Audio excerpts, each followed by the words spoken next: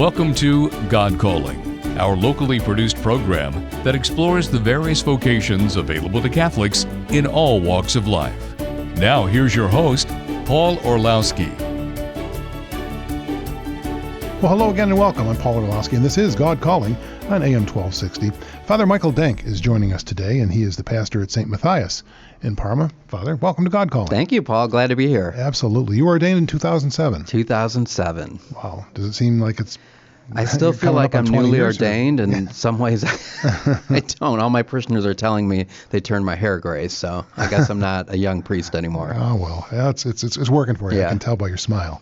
Father, where'd you grow up? I grew up actually in Parma, Ohio. Oh, wow. So Holy Family in Parma. Yeah, the real Holy Family, as I like to tell some other priests. But I grew up. I was baptized there, received my baptism, First Communion, confirmation. I was there all the way till ordination. Oh, wow. So, It's a big parish, as I recall. Yeah, back in the day, it was the largest parish in the state. Wow. I think we had like 6 or 7 priests there. So those days are times are changing. Yeah, that's for darn sure. Yeah. So did you go to school there? I did. I went to Holy Family grade school, K through 8, and had a wonderful experience there. And then after that, I went to public high school. When did you first have an inkling of a call to priesthood? Yeah, so actually I felt called to the priesthood after my first communion, and I'll never forget, it was after the Mass, and one of my parents, very close friends from the renewal, bent down after Mass, and she looked at me and she said, "Michael, you look like you'd be a great priest one day." And I didn't want to be a priest. Even back then. Like, I thought priests were boring, kind of thought Mass was boring. And so I remember looking down because I was like, oh, I don't want that. And I wanted to be married.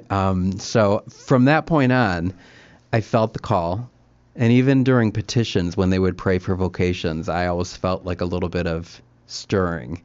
But there were 6 kids in my family, 3 boys, 3 girls. So there were 3 boys in my room. And so the only place I had to go for any quiet was in my closet. My dad helped me build like a little bookshelf that I made into a prayer area. Okay. But I would go in there and pray and ask God not to make me be a priest.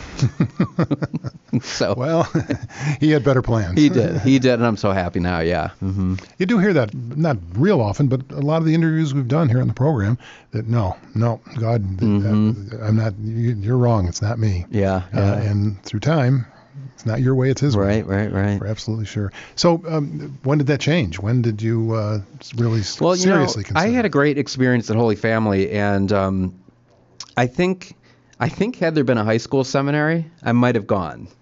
But I went to high school at Valley Forge Public High School, and that was a much different experience than what I was accustomed to at Holy Family. Very crazy. And then as I kind of moved on into college, I went to Tri-C for 2 years. I grew up in Parma, but Holy Family's on York Road. Valley Forge is on York Road. Right across the street is Tri-C on York Road. Right. So I went there for 2 years, and I had a couple great teachers. One was a speech teacher, and the other was actually a film teacher. And they really helped me believe that I could follow my dreams and passion. I really liked film and stuff like that. And so I ended up majoring that at Cleveland State, and would do all kinds of videography and weddings, and worked for just independent film companies over the summers. I ended up going 4.5 years to college, and at the end of my last semester, before that started actually, my older brother Bobby was thinking about priesthood. I never told anybody, by the way, that I had thought about it. And he told my parents one morning, he said, "I need to talk to you later tonight because there's something I have to talk to you about." And so my parents were kind of very worried about what this was going to be. And he told them that he was thinking about priesthood. And I remember my mom asking me what I thought about that. And I said, the funny thing is, I've thought about it my whole life. And so it was interesting because there was a retreat going on at the seminary for a weekend. And Bobby was going to make the retreat, and he invited me. And I'll never forget, because I was going out with some of my high school friends now in college, and getting ready to go downtown on a Friday night on the weekend. And I get the call from my brother, and he said, "Hey, are you going to come on this retreat?" and I forgot it was that weekend. So I ended up going, and by the end of the retreat, I knew that I was supposed to be there. Wow. And my brother knew that he wasn't. So if it wasn't for his courage, Yeah. I don't know that I would have ever taken that step. Was it just a comfort level, or what was so attractive so fast? Oh, it was. So first of all, before I decided to go that weekend, when I got the call from my brother, I went out to my backyard and I looked out at the sky and I just prayed really quick and I said, God, if you want me to go on this retreat, I'll go. And I just had this feeling of beauty, but a memory came to mind. And when I was born, I actually was born with a blockage. They had to feed me through an IV they had shaved my head, and so it's a beautiful story because they were getting me ready for surgery the next day. I'd been in an incubator, and that evening before the surgery, a couple that my parents knew from the renewals came out, and they prayed over me, and they would become my godparents. But my godmother said to my mother, you have to realize that Michael's a gift. And with any gift, you have to trust God and be willing to give him back to God. And so they prayed over me. And the next morning when they rolled me down for surgery, they did the pre-op x-rays. And doctor came back and he told my parents it was a miracle. He said, I have no other way to explain that. Anyway, so this memory comes to mind for some reason in my backyard as I'm praying. And I thought, well, I have to be willing to give my life back to God. So I went to the seminary for that retreat, and it was there was a courtyard on the St. Mary's side with the statue of Mary, and I went out there and prayed during the retreat. And I thought, all right, God, I'll go, but you have to make it clear that you want me to go. And I'll never forget because the wind kind of kicked up in the courtyard, and I was like, that's not enough. I need, that's not quite enough. But then the wind, really picked up. Just this huge influx, and I felt charged. I felt the Holy Spirit. I breathed in. My hair, I'll never forget, the hair on my hands, my arms was standing up, and I felt such a influx of the Holy Spirit that was kind of my sign of, okay.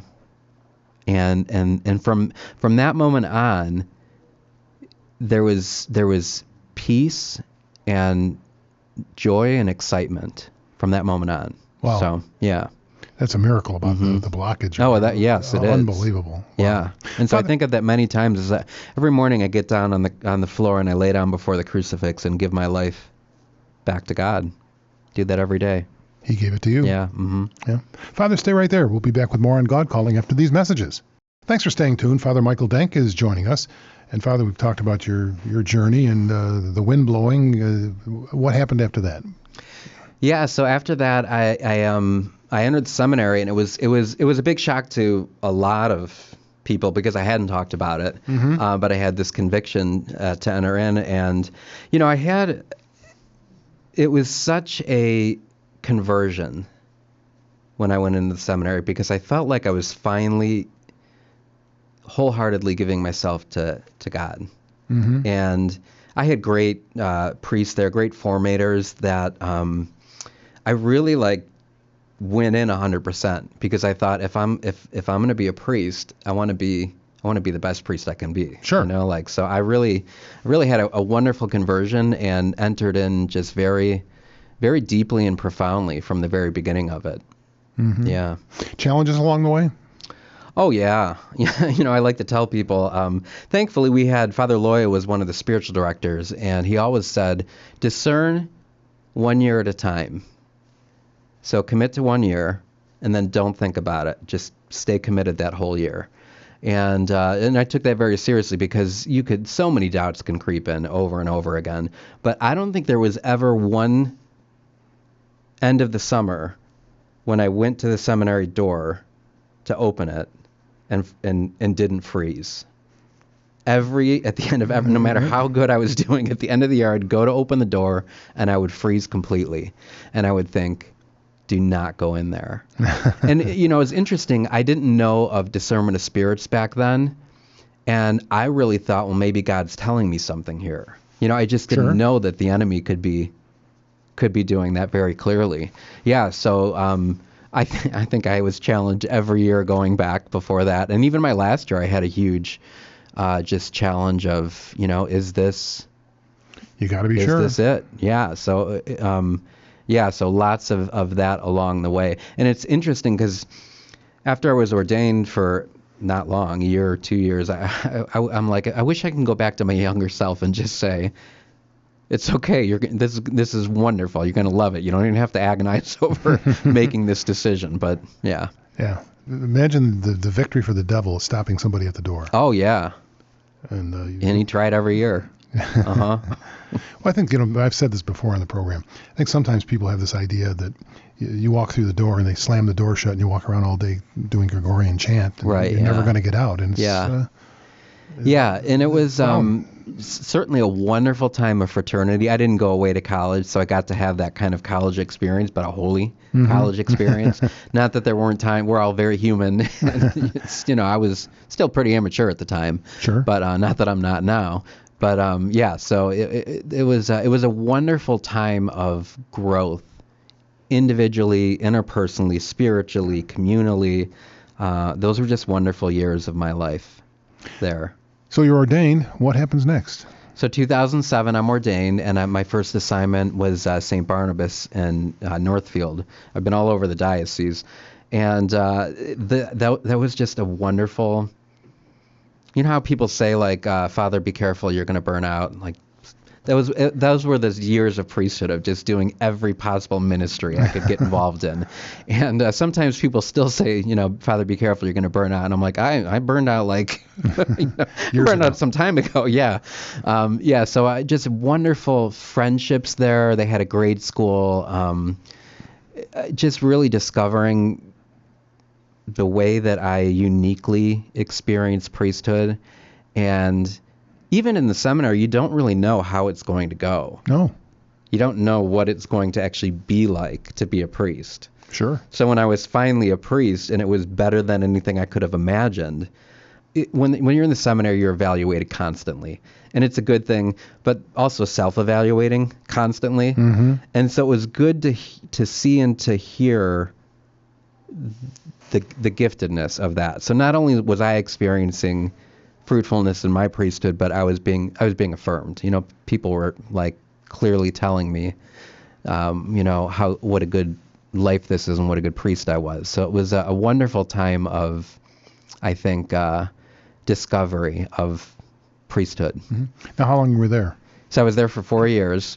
And then I went to St. Joe's in Amherst, and I was there for 4 years. And another wonderful assignment. Father Larry Martello was my pastor there, and we had a great time. And I was still young, energetic, so I was going like crazy doing all these things at the parish. And he was coming towards the end of his priesthood, sure. So getting ready to retire. And actually the last year there, he spent most of the time in either a hospital or nursing home. Yeah. So I was visiting him every day, and at the same time kind of running the parish. And that was also a unique thing because I loved ministering to him, like caring for him. Yeah. And then it also gave me a taste of running a parish, and just kind of getting to do that well. One of his good friends succeeded him there, Father Tim O'Connor. Yeah, Father Tim O'Connor. So I've known for 40 Oh, have you? 40. Yeah, so I was getting ready to move at the end of my 4th year. Father Martello was in the nursing home. Maybe 2 weeks before, they called and said, would I stay another year? Okay. And so I stayed a year while Father Tim O'Connor came, just to kind of be a transition there for a year. Yeah. So, yeah. Wonderful guy. Yeah, and it was like I had already handed off all my ministries. It was an interesting year because I kind of empowered all of the people. So I didn't have a lot that I needed to do. Mm-hmm. And it gave me the opportunity to say, okay, God, what do you want me to do now? What do you want me to do with my last year here that I can give to the people? And that's really where I got into a lot of writing and developing apps and just kind of finding a unique call within a call to the spiritual life. And that just allowed for that time to develop that, not only with the people there, but then to, kind of take that broader as well. Probably one of my, I don't know if I'd say sin, but shortcomings would be I take that time and kind of chill. Oh, yeah. Uh-huh. So God's telling you to do something else with it. And you did. And I find that he's constantly doing that with me. And he there's just flow of constant creativity and ideas. And so. You got to keep working at it. That's for darn sure. Father, stay right there. We're going to be back with more on God Calling after these messages. Father Michael Denk joining us again for a third segment, and we appreciate that, your time, Father. Thanks for being here. Pastor of St. Matthias. Tell me about St. Matthias. St. Matthias is a wonderful gem. It's a small parish in Parma on Broadview and Sprague. And this church sits low, so a lot of people don't even know it's there. But people will always know it by the sign. We got one of those old-fashioned signs with the letters, and there's always some kind of funny, clever sign up there. It's a unique parish because we're surrounded by parishes with grade schools in Parma. And we don't have a grade school, smaller. So it almost has become like a parish of refuge for people that just haven't found a home yet or a place yet. So it's and they're just extremely welcoming, warm. It's really a wonderful parish. I have a quote from your sign. Okay. Oh, you do? do? Yes. When you first got there. Mothers are great, the bishop is too. Jesus ascended, and our pastor is new. Yeah, that was good. That was on Mother's Day. That's great. Yeah, got some clever people down there. They are. And they've been doing that sign for years. And Greg and Amy are their name. And Amy is a convert. She came into the faith, but she was doing that sign long before, and they still do it. And it's amazing the people that come to different events. And I often ask people, "What brought you here?" And many times it'll be the sign. They just said, "I saw the sign," and I saw the sign. There's all kinds of evangelization out there, isn't there? Oh, yeah. Yeah. Maybe that's the old evangelization as opposed to the new. I don't know, but we talk a lot about it all works. The new evangelization these days in times in parishes. Yeah. But because it's small, it seems like it's all about the church, and not that there's anything wrong with schools, Catholic schools, but it's all about the church. Yeah, and that's been a wonderful thing for me, is that I feel like everything I do is building discipleship. And the parish in itself is just growing in wonderful ways in that discipleship. Whereas oftentimes with schools and things like that ought to be the purpose, but oftentimes it's not. You're kind of just keeping the school going, and you're working with all kinds of different people. And where this is just very much, I get to be solely focused really on discipleship, the spiritual life, and really helping people discover their call within the call. You have a long friendship with Bishop Roger. Yeah, I love Bishop Roger. Yeah, he was at Holy Family as weekend help when I was growing up, even before he was abbot. Okay. And so the Benedictines would help. And anyways, he would help, and Father Costello was the pastor at the time. And when Bishop became abbot, or when Father became abbot, the announcer introduced him. They were celebrating, and he said, "I'd like to introduce our celebrants today, Abbot and Costello." So that's been a long time memory. But yeah, Bishop Roger is somebody that I've always looked to. I want to be like him. I just want his joy, his love. And he ordained me a deacon, transitional deacon. Okay. And our bishop wasn't available for my installation, and Roger was retired. And I said, "Is there any way I could ask Bishop Roger?" And they said, "No, he's retired, but if you want to call him personally, you can." Right. And I was nervous, but he couldn't have been more happy and excited and congenial to be a part of it. So it just meant the world to me to have him. He might be the most active at the time, retired guy. Oh gosh, he was going and going. He was in a couple of months ago to do a show, and we kept going, and we got to the end of the program, and he looked and goes, "That's it?" So we came back the next month. Oh, did he really? Yeah, exactly. Yeah. Oh, we had a delightful talk about that. One of the sayings that I think you recalled were the words, and I'm going to say this wrong, St. John Chrysostom. Mm-hmm. Somebody said Chrysostom. Well, I do pronounce it differently. Yeah. Who said the Eucharist creates a wave of grace, like the light trails of the northern lights. That grace extends far and wide in the world, and when people receive the Eucharist. How important do people understand the importance of the Eucharist today as much as maybe? Well, yes. So I'll just say for myself, I have, from the time I was a child, my mother used to take me in the middle of the night. Holy Family had perpetual adoration, and during the summer times we'd be up late. I remember we used to go shopping, and that's when she'd kind of get her stuff done, and she would go up to adoration and just invite any of us, and I would go with her. Mm-hmm. And I loved spending time before the Lord. And that's actually what kept me connected through high school and college when I was straying in every other way. When I needed to get out of a situation that I knew was bad, I literally would go to adoration. Okay. 2 a.m. That was my refuge.